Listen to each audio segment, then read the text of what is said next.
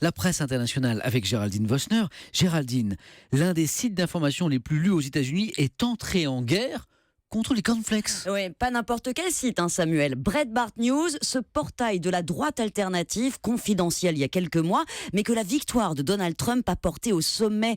45 millions de visiteurs uniques en novembre, c'est quasiment autant que le site du New York Times. En janvier, son ex-patron Steve Bannon entrera à la Maison-Blanche comme haut conseiller du nouveau président, au top mais détesté. Le site est régulièrement dénoncé comme raciste, d'une misogynie, d'une liberté de ton insoutenable, au point que Kellogg's, le groupe Kellogg's, a décidé de lui retirer toutes ses pubs au nom des valeurs que défendrait la marque. Et du coup, Géraldine, Breitbart a lancé hier une campagne de représailles. Une campagne au bazooka à laquelle ne s'attendait certainement pas le fabricant de cornflakes. Énorme bandeau clignotant sur le site. Kellogg's est accusé de gauchisme, de vouloir anéantir la liberté d'expression. Les petits-déj de l'intolérance, clame la pétition appelant au boycott de la marque, signée en une journée par 200 000 personnes. À la télévision, sur toutes les chaînes conservatrices, les mères de famille défilent, écrasant des paquets de corn pops. Ras-le-bol d'être traités de racistes, disent-elles. En fait, la force du site, c'est son pouvoir communautaire.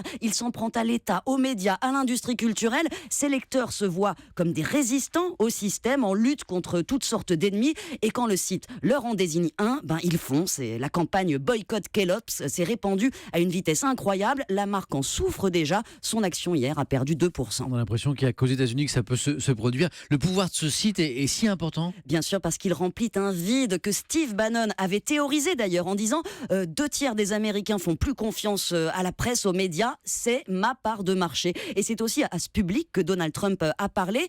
Il existe en Europe également. C'est pour ça que Breitbart News veut s'implanter à Paris, où il pense qu'une partie de l'électorat est sous-représentée. Quand la politique se mêle de céréales, à moins que ce soit l'inverse. Et ça se passe aux États-Unis.